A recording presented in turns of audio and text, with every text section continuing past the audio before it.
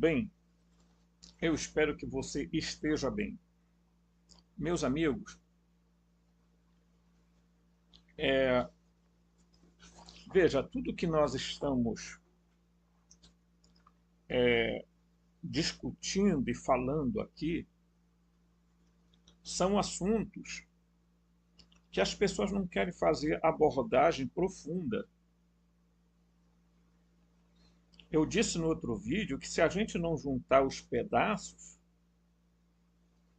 se a gente não pegar aqui alguns elementos da gnose, elementos da Bíblia, das tabuletas da Suméria, até mesmo pegar informação de livros recentes, como, por exemplo, o livro de Urântia, entendeu? O livro de Urântia aqui, ó. Tá? Se a gente não for capaz de entender o que esses livros dizem para nós, e a gente juntar os pedaços, né? Você não pegar um livro de gnose e simplesmente, olha, eu vou ler e vou ficar só na gnose. É por isso que eu sou exognóstico. Por quê? Porque a gente entende que é preciso lançar um olhar muito além desse sobrenaturalismo e dessa metafísica exorbitante que se exerce por aí. Né? Os gnósticos, quando eles falavam de arcontes, quando eles falavam de demiurgos, eles falavam a partir de um fato histórico. A quem eles se referiam quando eles falavam sobre demiurgo? Algumas escolas falavam sobre o Deus do Antigo Testamento, o Jeová, Javé.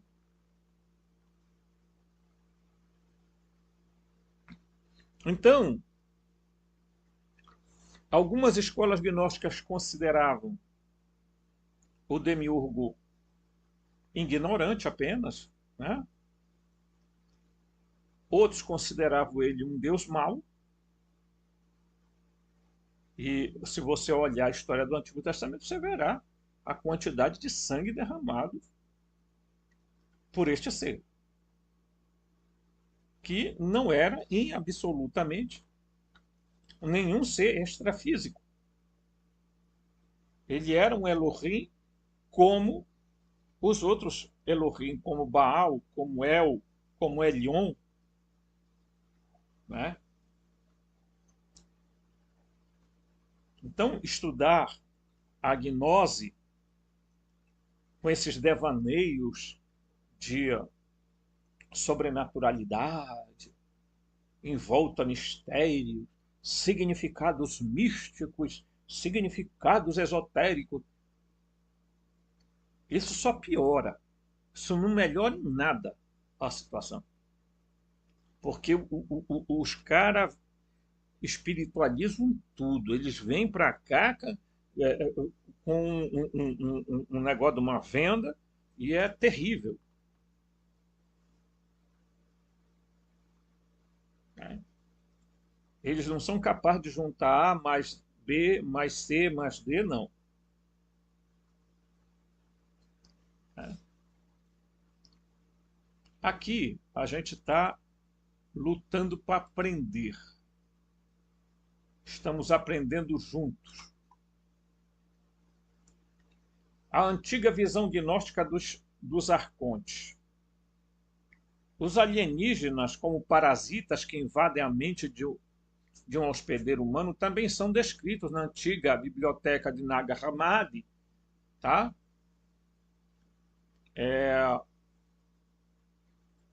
Eles são chamados de arcontes. Né? Como se fossem seres inorgânicos que agem sobre o poder do demiurgo, às vezes se referindo a Yaldabaoth, na tradição gnóstica. Yaldabaoth conhecido por ser um ser poderoso metamorfo.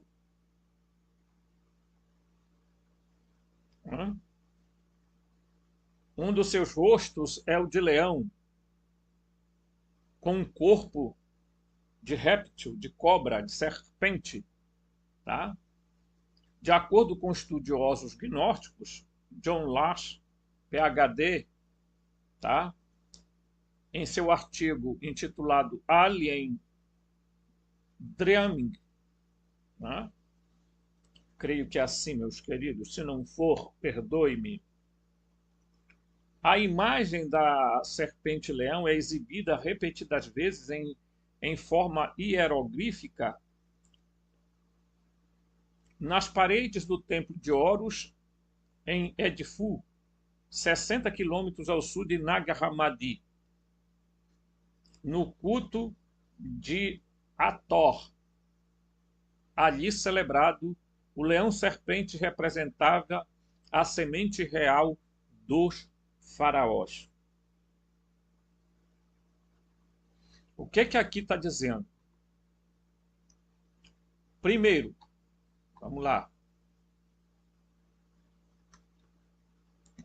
Primeiro, está se dizendo que os arcontes são seres inorgânicos. Veja, quando nós falamos que os arcontes são seres préternaturais, são seres, tá, préterbiológicos, é porque nós estamos nos baseando numa visão dos conhecimentos que se tem sobre os Dijin, ou Jin, ou gênios, dos Daimons, tá? Dos Daimons, dos Shedin, dos Devas, dos elementais, que são seres préterbiológicos que se alimentam, que têm uma vida mais extensa, mas, no entanto, morrem. E eu já li um outro trecho sobre isso aqui, tá? De como esses djinns são descritos no Alcorão e de como, inclusive, eles são chamados de outro povo de Deus, né? E que, inclusive, se espera um dia que eles retornem para lá. Eles são obras de Alá. Quem é Alá? Alá em Liu, Ilu, Elohá, Elohim, El.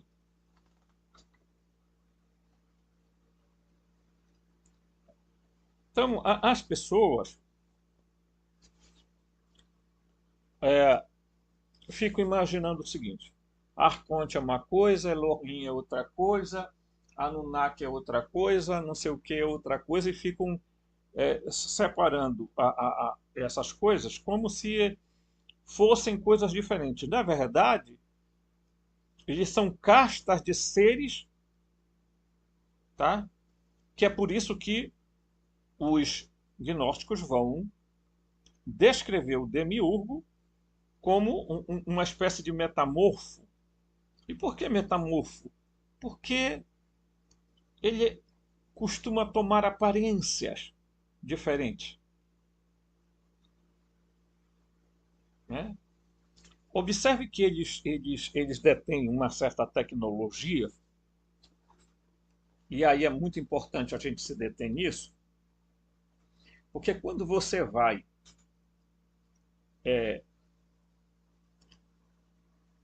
na Bíblia, você vai encontrar esses seres, tá, agindo de forma muito tecnológica e nada de milagre, nada de sobrenaturalidade. Tá? Esses seres vêm desde que o ciclo da Terra começou com a fractalização até a materialidade. Seres vêm existindo aqui. Eu li neste livro aqui que os djinns estão aqui há muito mais tempo que os humanos. tá? Eles estão aqui muito mais tempo que os humanos. Diz o livro aqui, ó, os arqueólogos concordam que quando lidamos com lendas antigas de uma outra da cultura do Oriente Médio, qualquer espírito abaixo de um anjo e não humano pode ser chamado de gênio ou djin. A ideia de djin é anterior ao Jilan. Os antigos persas acreditavam em Jaini ou Jaini, espíritos malignos de ambos os séculos que viviam em um mundo invisível e interagiam com os humanos de diversas maneiras. Então você veja que a própria evolução do conceito de djin vem muito antes do Islã.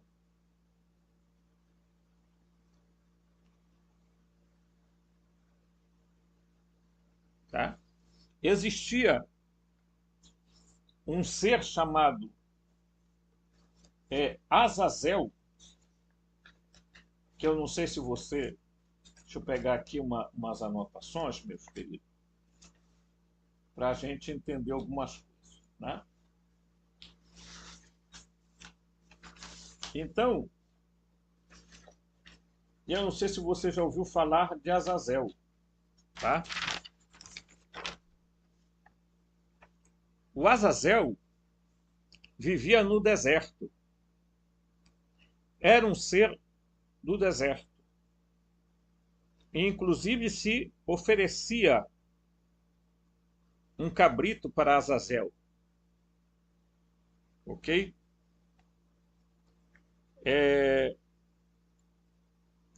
Quando nós falamos aqui, tá, sobre os Elohim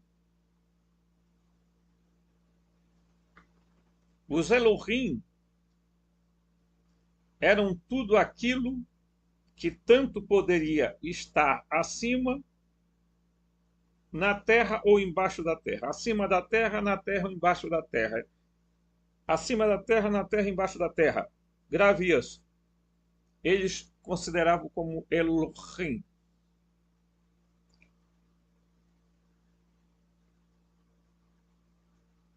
Tá?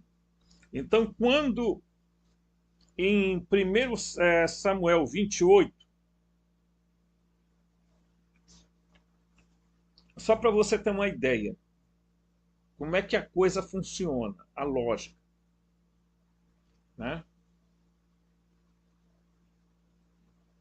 Vamos aqui. Eu quero mostrar na prática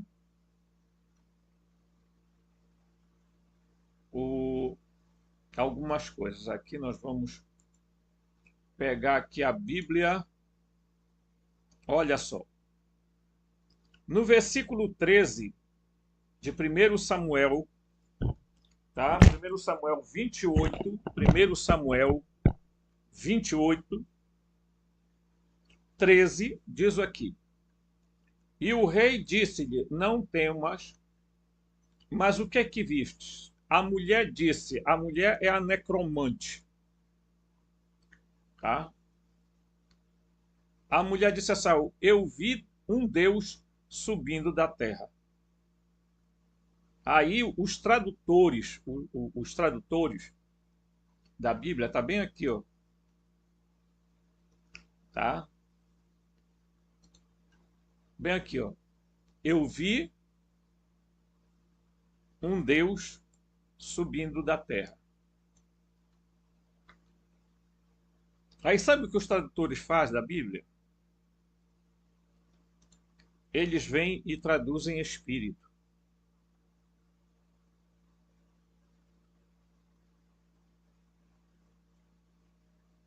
Nem todo Elohim era Deus. Era considerado Deus. Mas todo Deus era considerado um Elohim.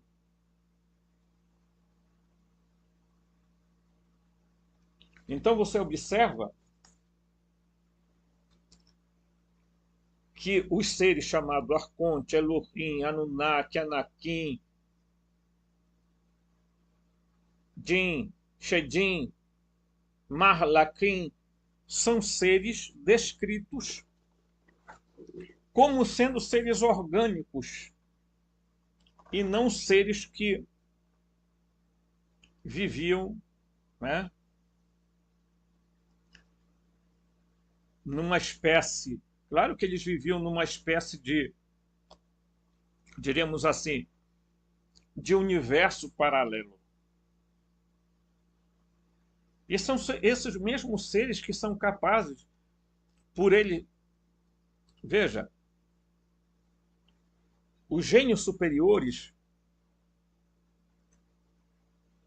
existe uma classificação que dizem os gênios superiores são os deuses sumérios, gregos, egípcios, tá?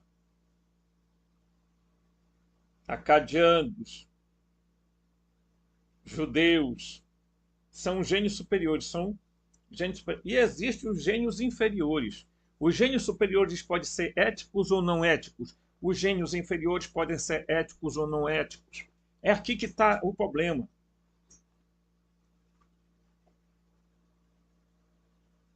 Veja o Deus da Bíblia.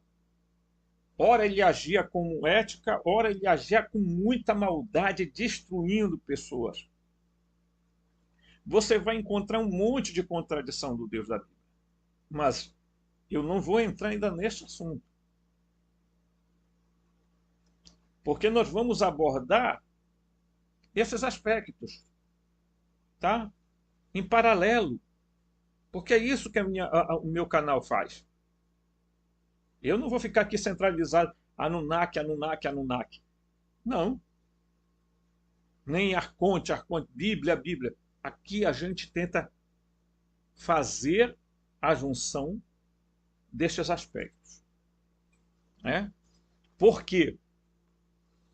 Porque você vai perceber com muita facilidade, que aqui a gente não esconde nada, que essa casta de seres que podiam ser éticos ou não éticos, ok? Éticos ou não éticos, esses gênios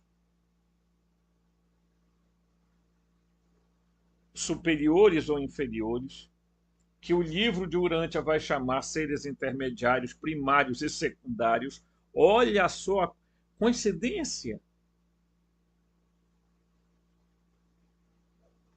Esses seres foram criados, estavam aqui na Terra muito antes dos humanos.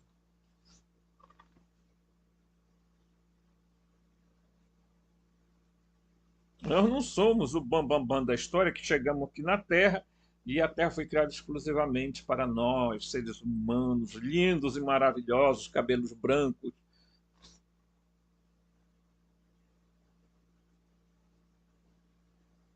Esse é o grande problema. Esse é o engano. Estamos tendo contato com seres de outro planeta. Estamos tendo contato com seres dimensionais. É mesmo? Será que esse pessoal já estudaram quem são os djinns? Quem são os gênios superiores e inferiores? Quem são esses deuses da antiguidade? Hum? Eles sabem o que são os arcontes? Não, para eles isso é devaneio. Eles acham que agora tem não sei quantas raças aí. Os livros falam de 270 mundos, outros falam de 178 mundos habitados, só na nossa esfera universo Terra. Imagina, tá?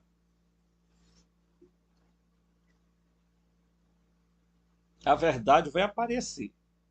Eu só não quero que depois alguém diga eu não fui avisado.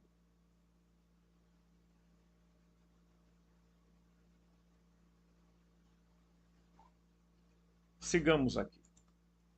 Vou continuar aqui com o nosso texto, tá? Muito bem. Então, os arcontes e o demiurgo, o demiurgo foi descrito como um ser com cara de leão e corpo de serpente. Tá? Essa é a figura, né, que se apresenta. Tá? Poderia esta semente real dos faraós ser híbridos humanos alienígenas ou indivíduos que foram geneticamente modificados pelo programa de criação de híbridos alienígenas, tão popularizado na pesquisa contemporânea de abdução de OVNIs? Alguns acreditam que a semente real são descendentes dos Anunnaki, tão comumente discutidos nos escritos de Zacarias Sitchin. Alguns afirmam que os antigos Anunnaki nada mais são do que os seres lagartos reptilianos tão amplamente discutidos por pesquisadores da conspiração como David Icke. Não. Definitivamente, nós precisamos dizer uma coisa: não são.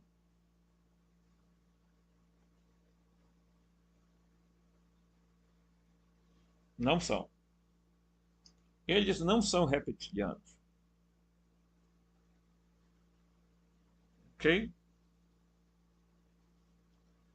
Seria ridículo hoje nós acreditarmos num fato desse, porque apesar de nós termos também um cérebro reptiliano, os seres que nos criaram a imagem e semelhança deles. E isso é coisa concreta, não é simbológico, como está na Bíblia. Então, portanto, nós não somos reptilianos. Pelo menos na aparência estética não o somos. Né? Não o somos. Quando a Terra foi passando pelo processo de transformação, eu já mostrei isso aqui, os hiperbóreos, depois quando estava na fase moroncial, tá? Os seres de Mu, de Lemúria, de Argata, tá? De Atlântida, esses seres aqui não eram humanos, não como nós conhecemos. O Homo sapiens vai surgir somente depois. Esses seres aqui eram todos seres com naturezas diversas, preterbiológicos,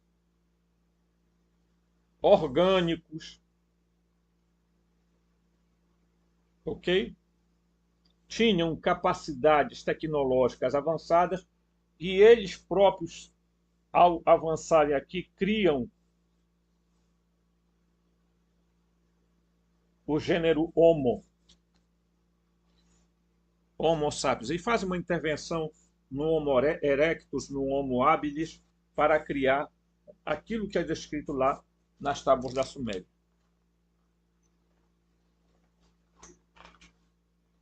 Quem eram eles? Os gênios superiores. Os deuses cananeus, israelitas, tá? Gregos, sumerianos e por aí vai, todos eram gênios superiores. Os gênios inferiores eram diversos, incluindo os djinns, shedins, devas, elementais. Eles eram gênios inferiores, mas eles podiam ser éticos ou não éticos, assim como os superiores podiam ser éticos ou não éticos.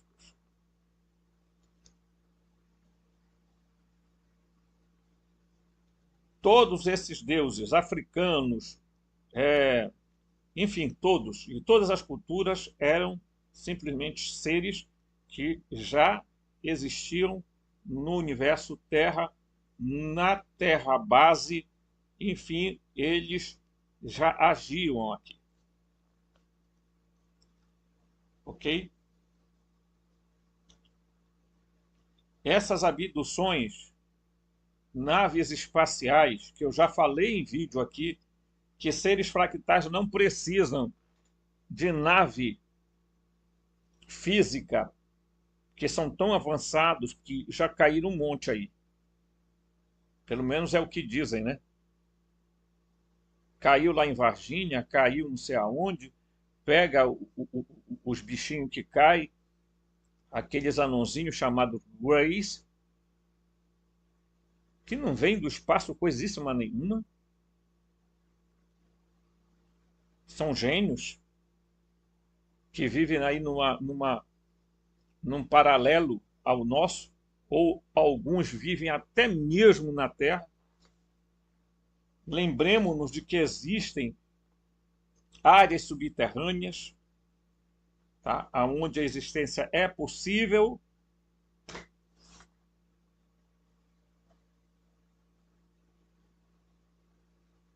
Aí tem toda a cultura de Agartha, quer dizer, tá? Desculpa o erro, Agartha, Shambhala, tá? Existem pessoas fazendo canalizações, certo?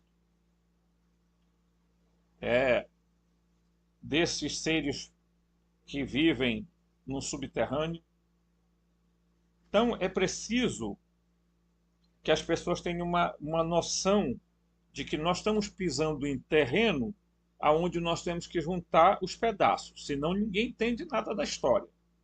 Nós vamos continuar sendo enganados.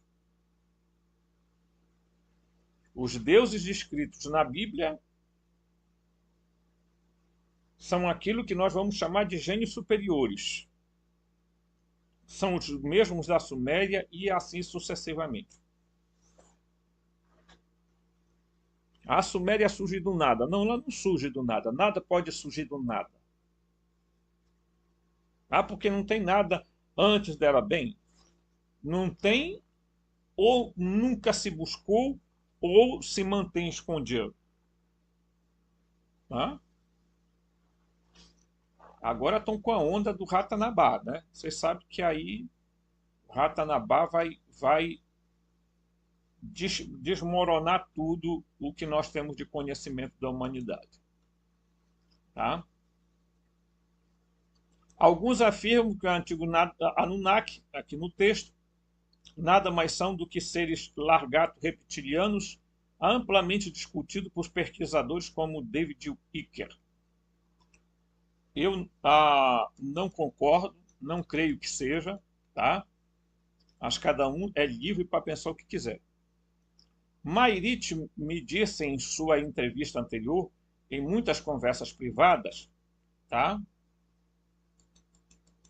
Que os seres draconianos governam os reptilianos e muitas outras raças conspirando na agenda de abdução alienígena neste planeta. Ela também admite que existem muitas raças alienígenas que não são como nós em sua busca por verdades espirituais divinas e que também são enganadas por muitas crenças religiosas corrompidas, em última análise, podem ser rastreadas até mesmo no plano de jogo satânico, arcônico, parasita. Tá? O que a gente pode perceber ao longo da leitura deste material, tá? É que muitos escritores começam a ir por uma corrente de pensamento que acredita que existem não sei quantas raças alienígenas, entendeu? Tem até imagem, foto deles, dos draconianos, dos reptilianos, dos greys, dos não sei o que, insetoides, do não sei mais o que. Então, meus amigos, é um troço de devaneio muito grande. que eu não acredito nessas coisas. Primeiro, porque não estão em outros planetas, não estão em outras galáxias. Ok? Isso é um sistema de crença mentiroso. Outra, que esses seres têm uma tecnologia avançadíssima. Será mesmo? Outra crença que a gente vê por aí. Nós só vamos entender quem são os ETs quando desencarnarmos. Porque eles agem no mundo astral, no mundo espiritual. Aí é outra, desculpa a expressão, é tazerda, sabe? Quando você desencarna, você não vira um corpo etéreo. Não é uma alma imortal, filosofia grega. Na morte, você passa por um processo de transformação e adquire uma nova corporeidade. Não adianta, isso nós chamamos de ressurreição na morte. Essa história de alma imortal é uma invencionice, tá? Que Tomás de Aquino, tá? Que foi um grande seguidor de Aristóteles, e Aristóteles dizia que a alma é a forma do corpo e que uma alma que nada anima não serve para nada. Ora, se a alma serve para animar um corpo, depois que o corpo morre, a alma também, querido. Ok? O que acontece é a ressurreição na morte. Aí sim, você passa por um processo transformador e adquire uma nova corporeidade. É muito peculiar as pessoas ficarem nessa onda de ressurreição no último dia, que os mortos vão ressuscitar. Nunca se falou de ressurreição da carne. Se fala de ressurreição dos mortos. Ok?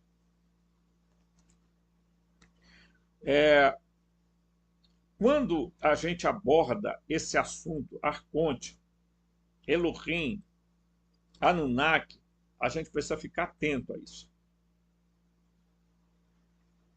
Ok? Ficar atento a isso. Porque há muita mentira sendo contada para que a gente creia que elas sejam verdades. Porque uma mentira vai sendo repetida, repetida, repetida. Daqui a pouco é a verdade absoluta de que existem não sei quantas raças e linhas. Ah, pelo amor de Deus. Venha aqui e me prove de que essas raças existem. Ah, porque foi documentos vazados pelo.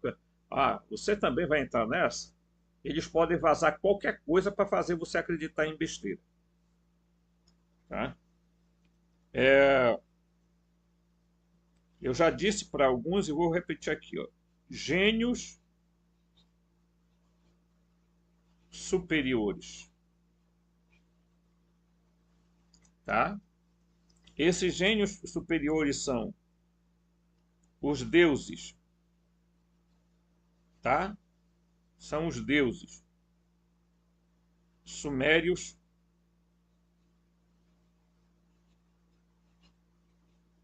ok? Estou escrevendo aqui, gente. Sumérios, acádios, acadianos, assírios,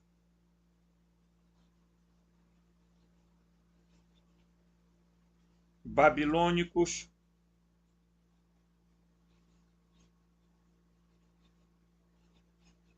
tá?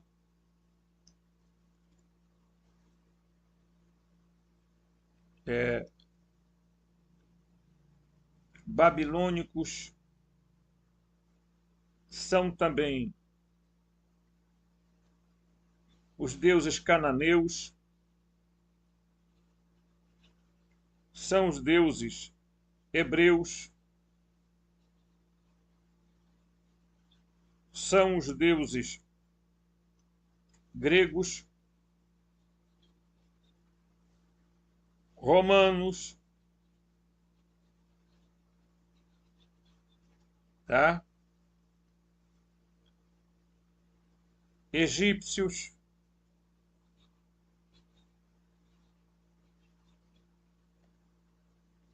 são os deuses árabes. Então, astecas, maias, o que você quiser colocar aqui. Os gênios superiores são os deuses sumérios, acadianos, assírios, babilônicos, cananeus, hebreus, gregos, romanos, egípcios, árabes. Todos eles são deuses, mas são gênios. Tá? E aí você pode chamá-los do que você quiser. Tá?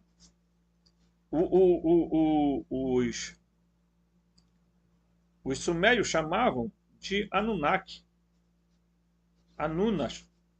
Tá?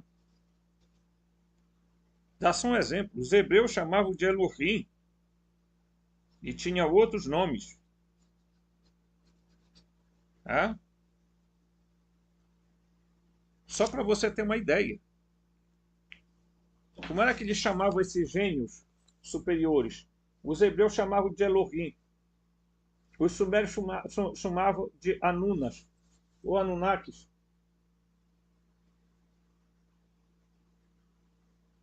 E tem os bailins, os anaquins, tem um monte. Esses seres todos estão dentro da classificação de gênios superiores. Observe bem isso. E esses seres eram o quê? Esses seres eram seres, tá? Préterbiológicos,